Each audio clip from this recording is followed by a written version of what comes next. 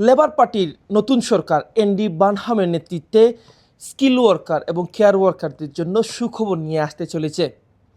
16 লাখ অভিবাসীদের জন্য দীর্ঘদিন ধরে চলে আসা একটি অনিশ্চয়তা যে আইএলআর 5 বছরে থাকবে কি না 10 বছরে চলে যাবে, সেটি গতকাল থেকে মোটামুটি একটি নিশ্চিত তথ্য পাওয়া গিয়েছে। দীর্ঘদিন ধরে চলে আসা এই বিতর্কের মধ্যে দ্য টাইমস একটি প্রতিবেদন প্রকাশ করেছে যে নতুন সরকারের দায়িত্ব গ্রহণের পরপরই হয়তোবা এটা সিদ্ধান্ত দেওয়া হবে।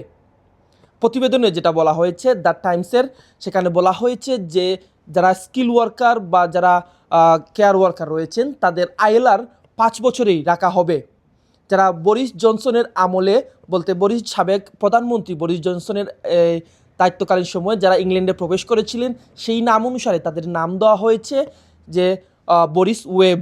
যারা বরিস ওয়েবের যারা এখানে এসেছিলেন তাদেরকে যাতে এই 10 বছরের স্কিম থেকে বাইরে রাখা হয় এবং সেটা থেকে তাদেরকে বলা হচ্ছে যে তারা যে আইএলআর পাবেন 5 বছরে, কিন্তু তারা বিভিন্ন শর্ত জুড়ে দিয়েছেন। প্রতিবেদনে বলা হচ্ছে যে শর্তগুলো যোগ করে দেওয়া হয়েছে 5 বছরের সাথে, সেটা হচ্ছে আপনি চাইলেই ইউনিভার্সাল ক্রেডিটে অ্যাপ্লাই করতে পারবেন না, কাউন্সিল রিডাকশনের জন্য অ্যাপ্লাই করতে পারবেন না, ট্যাক্স ক্রেডিটেও আপনি এলিজিবল হবেন না এবং কাউন্সিলের বিভিন্ন সুযোগ সুবিধা যেমন হাউজিং, ইলেকট্রিক বিল, ভাতা রিডিউস সহ নানা ধরনের চাইল্ড বেনিফিট, পেনশন সহ নানা ধরনের সুযোগ সুবিধা আপনি গ্রহণ করতে পারবেন না।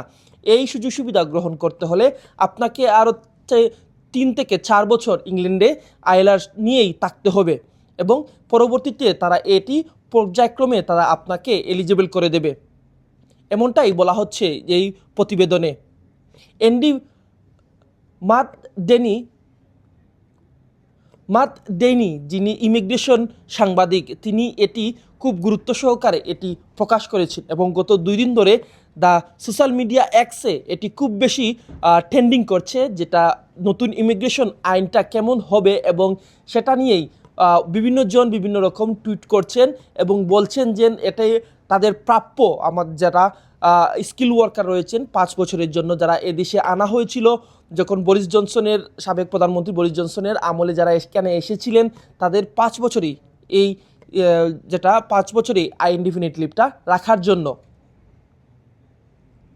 Kamrul Hasan Shaon, the frontline, London.